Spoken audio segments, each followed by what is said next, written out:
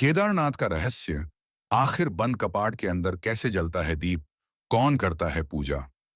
केदारनाथ, जहां आरंभ और अंत एक साथ आकर मिलते हैं, जहां भगवान शिव के होने का एहसास मिलता है, जहां दुखी मन को शांति मिलती है और मुक्ति के द्वार का मार्ग आरंभ होता है। शिव पुराण की कोटि रुद्र संहिता में वर्णन मिलता है।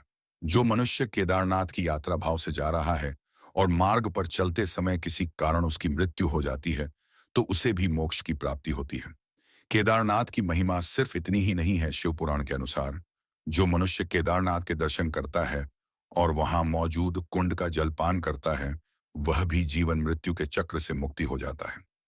आइए उस केदारेश्वर भगवान शिव के परम धाम केदारनाथ के उन रहस्यों को जानते हैं जो जीव आत्मा को मुक्ति प्रदान करता है। जाने केदारनाथ के अनकहे रहस्यों को जानते हैं, उससे पहले भगवान भोलेनाथ के सच्चे भक्त कमेंट में जय भोलेनाथ जरूर लिखें। भगवान शिव को समर्पित केदारनाथ मंदिर उत्तराखंड के रुद्रप्रयाग जिले में स्थित है। केदारनाथ 12 ज्योतिर्लिंग में से एक है, साथ ही पंच केदार में से भी एक है। शिव पुराण के अनुसार इस मंदिर का निर्माण पांडवों के पौत्र महाराज जन्मेजय ने कराया था। यहाँ स्वयंभू शिवलिंग है। साथ ही इस मंदिर का जीर्णोद्धार आदि शंकराचार्य ने कराया था। केदारनाथ के तीर्थ पुरोहित इस क्षेत्र में उनके पूर्वज भगवान नर नारायण और दक्ष प्रजापति के समय से यहाँ पूजा करते आए हैं। उन्हें यहाँ पूजा करने का अधिकार पांडवों के पौत्र राजा जन्मेजय ने किया था।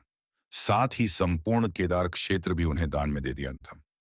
केदारनाथ के जो मुख्य पुजारी शंकराचार्य के वंशज है, जो कर्नाटक के वीराशैवा समुदाय से ताल्लुक रखते हैं, जिन्हें रावल नाम से पुकारा जाता है। केदारनाथ के मुख्य पुजारी रावल होने के बाद भी वह वहां पूजा नहीं कराते हैं। वह दूसरों पुजारियों को निर्देश देकर पूजा कराते हैं। मंदिर को 3 भागों में बांटा जा सकता है। गर्भगृह 2, मध्य भाग 3, सभा मंडप। गर्भगृह में स्वयंभू ज्योतिर्लिंग स्थित है। ज्योतिर्लिंग के आगे के हिस्से पर भगवान गणेश के साथ मां पार्वती का श्री यंत्र भी स्थित है। ज्योतिर्लिंग पर देखने पर ऐसा लगता है कि वहां प्राकृतिक रूप से यज्ञोपवीत अंकित देखा जा सकता है। साथ ही पिछले भाग पर प्राकृतिक स्फटिक की माला देखी जा सकती है। यहाँ हजारों वर्षों से एक दीपक जल रहा है। के लिए बंद कर दिया जाता है, उस समय भी यह दीपक अपने आप जलता रहता है। मंदिर में अंदर 4 विशालकाय स्तंभ भी हैं, जिन्हें 4 वेदों का प्रतीक माना जाता है। इनके पीछे से परिक्रमा करनी चाहिए। भगवान विष्णु के अवतार नर और नारायण ऋषि ने तपस्या से भगवान शिव को प्रसन्न कर लिया और उनकी तपस्या से प्रसन्न होकर भगवान शिव ने उन्हें दर्शन दिए। तब नर और नारायण ने वरदान मांगा कि आप ज्योतिर्लिंग रूप में सदा के लिए यहाँ वास कर जाएं। भगवान शिव ने उनका वरदान पूरा किया और सदा के लिए ज्योतिर्लिंग रूप में केदारनाथ में वास कर गए। पुराणों के अनुसार महाभारत का युद्ध जब समाप्त हुआ तो भ्रातृहत्या के पाप से मुक्ति पाने के लिए भगवान शिव के पास जा रहे थे। पाप से मुक्ति पाने के लिए वह भगवान शिव से आशीर्वाद पाना चाहते थे, लेकिन भगवान शिव पांडवों को दर्शन नहीं देना चाहते थे। भगवान शिव की खोज में पांडव पहले काशी पहुंचे, लेकिन भगवान शिव वहां से अंतर्ध्यान हो गए। भगवान शिव को खोजते खोजते पांडव हिमालय आ पहुंचे, लेकिन भगवान शिव वहां से भी अंतर्ध्यान हो गए। लेकिन पांडवों ने हार नहीं मानी और भगवान शिव को पाने की खोज जारी रखी।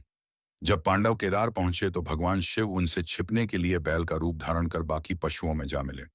पांडवों को संदेह हुआ तो भीम ने अपना विशाल रूप धारण कर लिया। भीम ने अपने दोनों पैर अलग अलग पहाड़ों पर रख दिए। बाकी सारे बैल को उनके पैर से निकल गए, पर बैल रूप में मौजूद भगवान शिव नहीं गए। इसके बाद भीम ने बैल पर जैसा ही झपट्टा मारा तो बैल का त्रिकोणात्मक पीठ का भाग पकड़ लिया। भगवान शिव पांडवों की भक्ति देखकर प्रसन्न हो गए। जब भगवान शंकर अंतर्ध्यान हो रहे थे तो धड़ का ऊपरी हिस्सा काठमांडू पहुंच गया, जो आज पशुपतिनाथ के नाम से मशहूर है। भगवान शिव की भुजाएं तुंगनाथ में, मुख रुद्रनाथ में, नाभि मध्य महेश्वर में, भगवान शंकर की जटा कल्पेश्वर में प्रकट हुई। इसीलिए इन 4 स्थानों को पंच केदार कहा जाता है। केदारनाथ को लेकर एक अन्य मान्यता यह भी है कि जब असुरों ने देवताओं पर आक्रमण किया तो तब असुरों से बचने के लिए देवताओं ने भगवान शिव की आराधना की थी, जिसके बाद शिव बेल के रूप में प्रकट हुए और उन्होंने देवताओं से कहा, कोदारम यानी किसी चीरूं किसे फाड़ूं। इसके बाद बैल स्वरूप भगवान शिव से असुरों का सींगों और खुरों से नाश कर दिया। इन असुरों को भगवान शिव ने मंदाकिनी नदी में फेंक दिया। केदारनाथ का नाम कोदारम से ही पड़ा है। केदारनाथ मंदिर के पास एक रेतस नाम का कुंड है। कुंड के पास ओम नम शिवाय बोलने पर पानी में बुलबुले उठते हैं। साथ ही इस कुंड का पानी पीने से व्यक्ति को मोक्ष मिलता है। जहां से केदारनाथ की जब यात्रा आरंभ करते हैं तो वहां गौरी कुंड स्थित है। गौरी कुंड का पानी हमेशा गर्म रहता है। यहाँ स्नान करने के बाद ही केदारनाथ की यात्रा आरंभ होती है। इस कुंड को लेकर मान्यता है कि इस कुंड के पास माता पार्वती ने भगवान शिव को पति रूप में पाने के लिए तपस्या की थी। उस समय देवी पार्वती के लिए ही यहाँ गर्म पानी स्रोत प्रकट हुआ था। इसलिए यहाँ का नाम माँ पार्वती के नाम पर गौरी कुंड पड़ा। केदारनाथ मंदिर को लेकर यह भी कहा जाता है कि जब मंदिर 6 महीने के लिए बंद रहता है तो उन 6 महीनों में भी दीप अपने आप जलता है। केदारनाथ मंदिर के आसपास रहने वाले बताते हैं कि मंदिर के कपाट बंद होने के बाद भी मंदिर के अंदर से घंटी बजने की आवाज आती है। पुराणों के अनुसार इन 6 महीनों में देवता गण यहाँ पूजा करते हैं। यानी मंदिर 6 महीने मनुष्यों के लिए खुला रहता है और बाकी 6 महीने देवताओं के लिए।